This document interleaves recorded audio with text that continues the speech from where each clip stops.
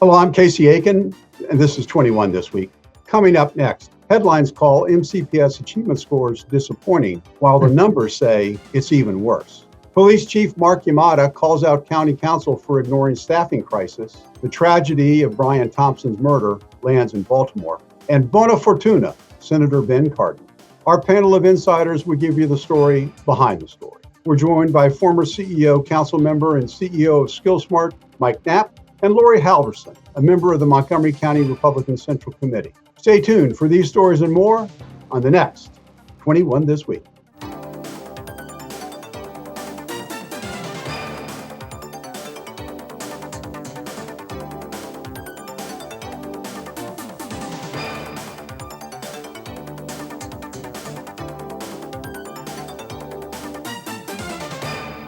Like an aging athlete who is desperately trying to hold on, think Johnny Unitas playing for the San Diego Chargers, or Aaron Rodgers with the New York Jets. At some point, reality hits, and it's time to admit that the former All-Star just doesn't have it anymore. Well, the Montgomery County Public School system is like that aging athlete. It rose to prominence in the 1960s, and now 60 years later, its reputation for excellence, it may be running on fumes. The headline highlights that MCPS performs better than the state average. But the actual statistics, when you look at them, show that MCPS is failing our children. Think about this. Overall, only 57% of elementary schools are proficient in literacy, and 45% are competent in math. And for Hispanic and African American kids, the results are abysmal. Mike, I know this is something you're familiar with. You had to deal with this when you were on the county council. You have to deal with it in your involvement with Montgomery College. You know, where's the outrage? And kudos to Adam Pagnucco for analyzing the data, reporting it, and exposing it. Sure. No, I mean, I think you've seen the outrage, right? We have a new superintendent that's been here for just under 6 months. We have, you have all of the incumbents were voted out in the last election for the Board of Education. And so I think you're seeing people have engaged and are taking an active role in trying to change the direction from a leadership perspective. The challenge we have now is looking at these test scores. They're a lagging indicator, which shows that, yes, the outrage was there, the change needs to be made. And now the question is, how is new leadership making those changes and moving us forward? The reality is that, and you're right, we actually were doing much better 15 to 20 years ago as related across all demographic characteristics. And I think there was a resting of our laurels. And candidly, I think there was changes in leadership that they wanted to move away from a more stringent approach to how we're managing things within the school system. And as a result, we've been very lax. And I think what you're seeing now is a result of this inattentiveness and a significant change in our demographics, which in and of itself is, I think, is very exciting. But you have to recognize that we have different populations that learn differently with different needs, and I don't believe that we've kept up with that. And I think the new leadership can move us in that direction. And the time is now, and we're going to see in the coming months. You know, the statistics shows for what's happening at all grade levels, middle, elementary, middle, and high school levels. But what I found troubling is, you know, the elementary school has not been affected by COVID. These are kids that have gone to school after COVID, and they're still not learning. So I want to turn to you, Laurie. You served on the State Board of Education. How can we have a productive society if the majority of our kids can't read, write, and do arithmetic? You know, for goodness gracious, you can't even be a carpenter if you don't understand basic math. Well, I think one thing Adam is not really honing in on is the demographics, which I know we've mentioned and touched on here, but there's been a massive cultural shift in our county that we're not acknowledging enough. Yes, it's wonderful that we have diversity, but look what's happened. We have now, when you look at the test takers in elementary school, there's over 12,000 Hispanic test takers in elementary and only around 8,000 white students. That's a huge change in demographics. And, you know, I think because of the policies of the Democrats that have been in control for so long in our county, we now have, students that really need to just learn how, right now they're learning how to speak English So our teachers are focusing more on teaching the English language versus teaching the students who speak English. They're not learning other things. They're learning with all the other students about. That's not a new problem. I mean, it's more of a problem because there's a lot more people that are Hispanic and other ethnicities, and diversity is great, but we're not ready. We're not managing that the way it needs to be managed. It's not working. We have the demographic shift took place over the last 25 years. This is not new. We actually are doing much better with test scores and doing much better with achievement across all demographic profiles 15 and 20 years ago. And the reality is that we didn't put the elements in place that allowed us to continue to focus on that and recognize that change wasn't going to keep happening. We have 10 middle schools that have less than 10% proficiency in math. Mm-hmm. That I don't think we had it that bad years ago. No, we didn't. No, we were actually our scores were much better. Were much better 15 years ago, but our demographic characteristics were still along these same lines. We're moving in this direction. We knew that we were getting increasing diversity, and we actually had mechanisms in place to make sure that students across all of those sectors could learn. And we haven't been able to keep that piece and manage that as well as we should. Well, I'm going to have to change subject a little bit, staying on education, but let's.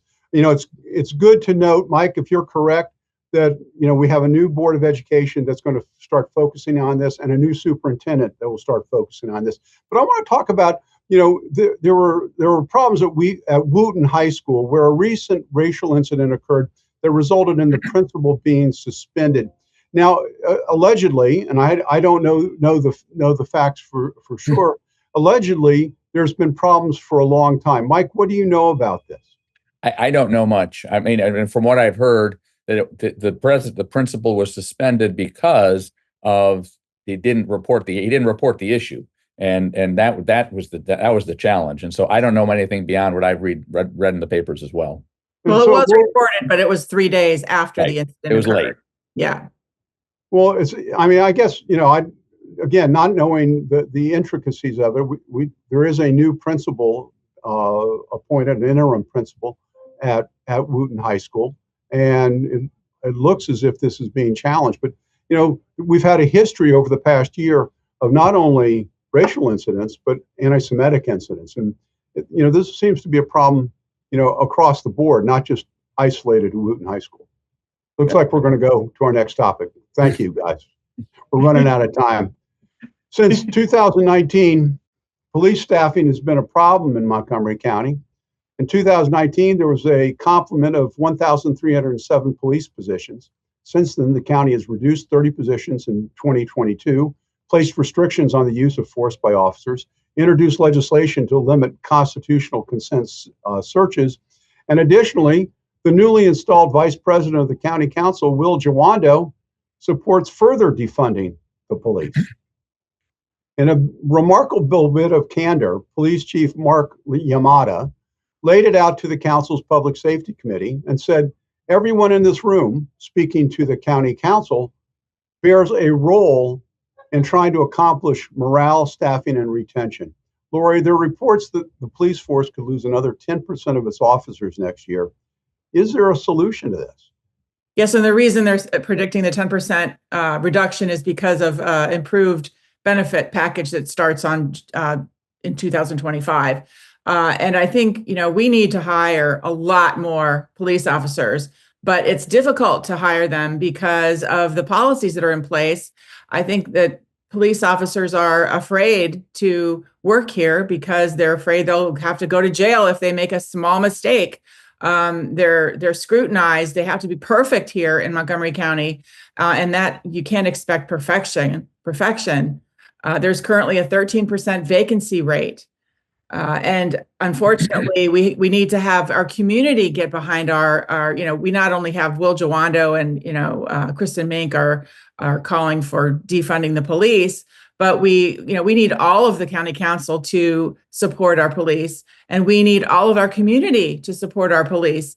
I have a group of ladies in my Republican clubs, and we go to all of the precincts. We've been doing this for several years now to thank them for their work and to bring them refreshments and celebrate them. And they say that we're the only group that does this throughout the county. So we need more groups like that to show appreciation for them. Mike, thanks, Laurie. Mike, this seems to be, as Laurie was indicating, kind of a self-made problem for the council. That because they were afraid of rising crime rates, they increased pensions back in 2023, kind of as a band-aid to get them over the hump. Now the problem's at their doorstep. How are they going to address this? Well, the problem's been at the doorstep for the county for more than almost the last 10 years. We've known that there was a declining trend in police officers, and unfortunately, this accelerated with the challenges over the last 5 years. We're not unique. Most jurisdictions are struggling hiring police officers, but we need to understand that and recognize it. And we've not seen any leadership from the county executive nor from the county council. We've got to be creative. The reality is that you can't focus on the pension piece on the back end. We've got to figure out what we're doing to incentivize people to come in on the front end. What training are we providing? What resources are we providing? What's our salary level relative to our neighboring jurisdictions? I've not seen or heard any conversation about innovative approaches to how we actually attract new police officers and why being a police officer in Montgomery County is a better thing here than somewhere else. And if we recognize the value of public safety and police officers in our community, we have to do that. But none of this was new. This has been out there on the horizon for the last 8-9 years. And the reality is that no one has wanted to pay attention to it. And now it's sitting right in front of us. Yeah, well, it's certainly a problem. And we all are cognizant of it. I hope the county council treats this seriously going forward, because Chief Yamada laid a very subtle but strong message. Well, I hope that the county executive in his upcoming budget actually has come up with some creative solutions to propose to the county council. The county executive is responsible for managing this organization, and I've not yet heard him actually even talk about them being his police force. He talks about I, me, and everything about the county in a very personal way, but I've not heard that same personal language as it relates to our police force, and I think that's a real challenge. Okay, we're going to have to go to a break. When we come back from this short break, we bid farewell to Senator Ben Cardin and respond to the tragic death of Brian Thompson. Stay tuned. Jordan knows he shouldn't eat this entire bowl of nachos, but tonight he's earned that right, because a few hours ago in the middle of happy hour, he recognized a sign, not from the gods or a bolt of lightning, but from a double heart, a kissy face, and a fourth ha in ha ha ha. That's when Jordan knew he was buzzed. So when it was time to go, he got a ride home instead of driving. Be a legend like Jordan. Recognize your buzzed warning signs and get a ride home. Buzz driving is drunk driving. When I first saw a turtle, my heart was full. Now anything but lonely. We have this deep connection, this heart connection. He just wants to be close to you and part of your life. Every day with Turtle is a perfect day. When I'm holding her, it makes me feel calmer. I think everything he does shows how much he loves us. When we adopt a shelter pet, we discover they're a little bit of a lot of things. But they're all pure love.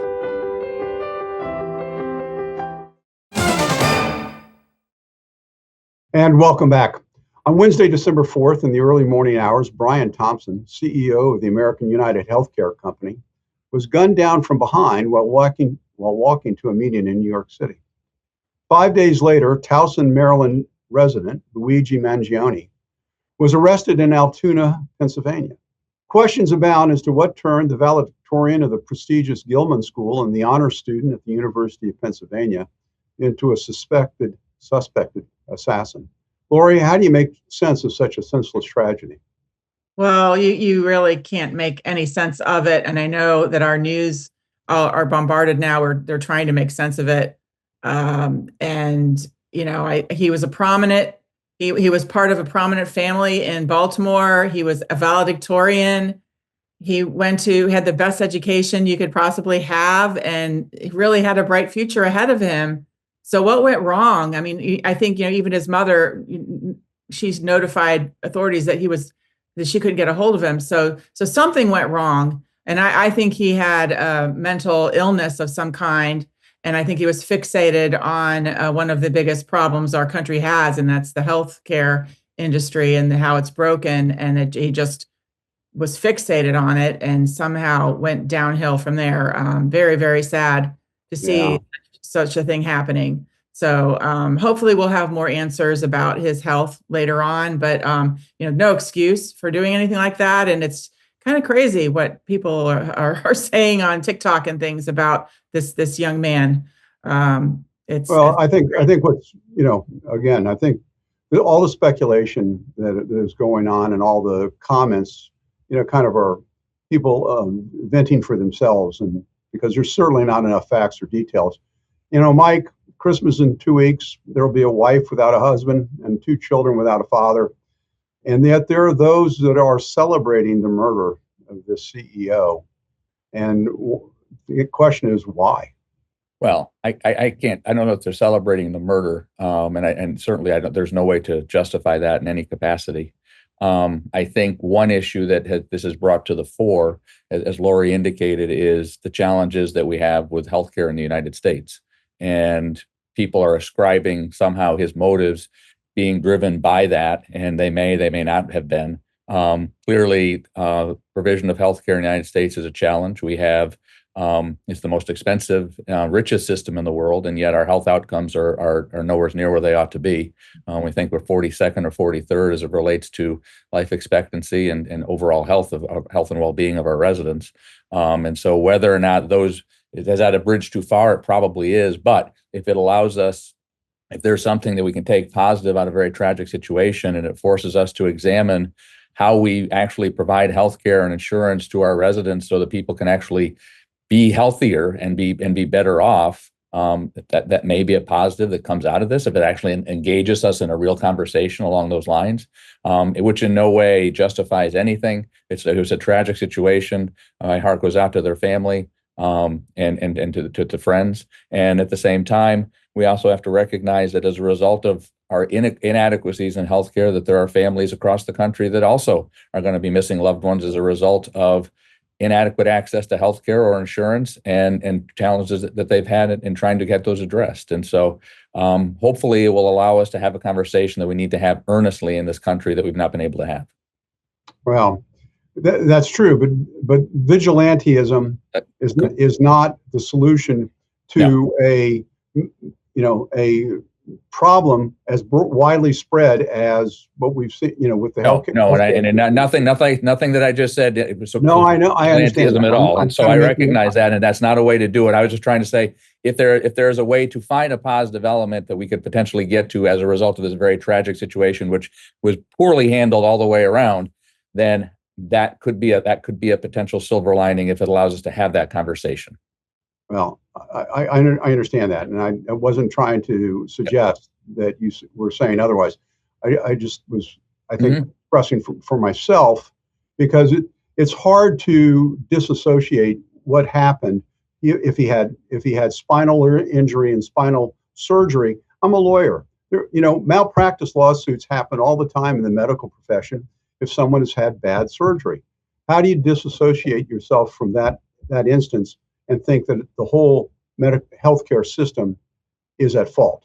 And we will probably never know unless somehow Mr. Mangione is able to express that to us. Yeah, I have my son's had a teammate in school who had issues with his health, and he committed suicide years ago. And there are mental problems that happen when you have, and this young man had a back problem. So I can see how that could be an issue. Well, that, relates also to the opioid crisis there, where people were overprescribed for medication. So when let's go on to our final topic, and hopefully this is, a little bit more of an upbeat story. And it's about the career of a man who has lived well, Maryland Senator Ben Cardin, who retires at the ripe young age of 81 after 58 years in political office. And we should celebrate his career. Mike, what do you think? I think Senator Cardin had just an amazing legacy, from being one of the youngest legislators and one of the youngest leaders in the legislature in Annapolis, to his tenure in Congress, to his tenure in the Senate. He has always maintained down-home roots, has always been accessible to all of his residents, has always paid particular attention to the needs of those less fortunate in our community. And candidly, he's also been very aware of the role that he plays. He's unusual in the U.S. Senate of recognizing at the age that he is that he's had a great legacy, he has great service, and it's time to actually retire and provide opportunity for future leadership for the county or for the state. I think that really points to the role that he knows he plays and the role that position plays for the broader state and for our jurisdictions. And I think that's just indicative of how his leadership is manifest. He just has done a phenomenal job from the beginning to the end. So, Mike, I am shocked that you would think there are a bunch of old fossils in the Congress of the United States that should retire. And I will point out that my father-in-law, who served 36 years in the House of Representatives, decided to retire at age 72. So there are those that think about the next generation. Laurie, your thoughts on Senator Cardin's retirement? Yeah, I'm sorry, Casey, but I'm not one to celebrate something like this. Oh, come on. No, he may be a nice man. I don't know Senator Cardin. I sat in a room with him when he was talking about healthcare, and I was about to leave the room. I couldn't believe what he was saying. So that was the one experience I had with him. He's a career politician. He served 20 years in the General Assembly, 20 years in the U.S. House of Representatives, and 18 years as a senator. And, it just is an example of why we need term limits. I really can't tell you what he's done for our state. Maybe he's done some really great things, but I really don't know. I can't say, oh, he's the guy that did that. No, I don't think he's actually really done much. I just think he's probably been a nice guy who's been accessible. And there's a lot to say for that. But, that's not a bad thing for a politician to be accessible and a nice guy.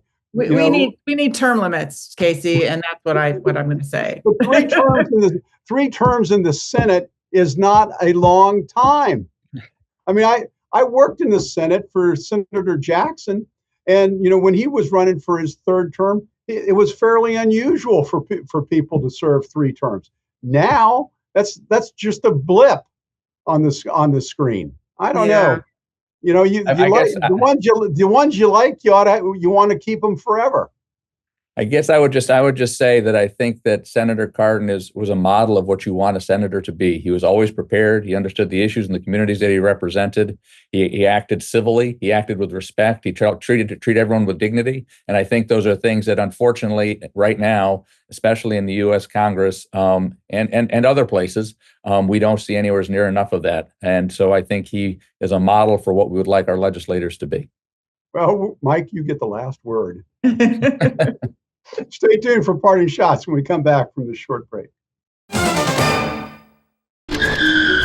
I could go back and change it all, I would. I think I'm gonna miss you the most. I'm sorry. I'm so sorry. I'm so sorry. Or maybe it's just the little moments. If I could go back and change it all, if I could go back, I would. But I can't.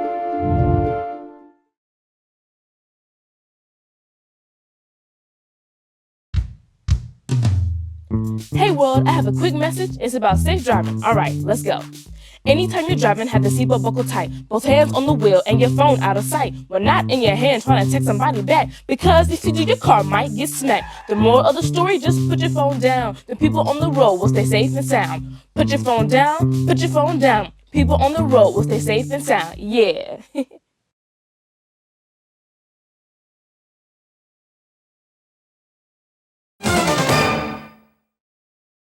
Welcome back. Now with parting shots, Mike, take it away. Thanks, Casey. As we approach and enter the holiday season, we live in a great community with amazing resources, but we also have great disparity between the haves and have-nots in our community. But we have a number of nonprofits that are out there that are there to serve much of our community. And so I just would urge people to pay attention to those and provide resources as they're looking for their year-end donations so that we have the resources to ensure that all of our community can have a happy holiday season. Thank you, Mike. Laurie, now it's your turn. Okay. While most of us are busy getting ready for the holidays right now, the Montgomery County delegation is going to be hearing about their ranked choice voting bill that they're planning to bring back again. And they're beating a dead horse. They bring it back every year. And so not very many people are probably going to testify because nobody's paying attention, and we'll probably see it again the next session. So beware. It's not a good thing. Well, thank you, Laurie. I want to thank you both for being here, and I want to thank the audience for tuning in each and every week to Montgomery County's hardest hitting political talk show. For 21 this week, I'm Casey Aiken. Happy holiday.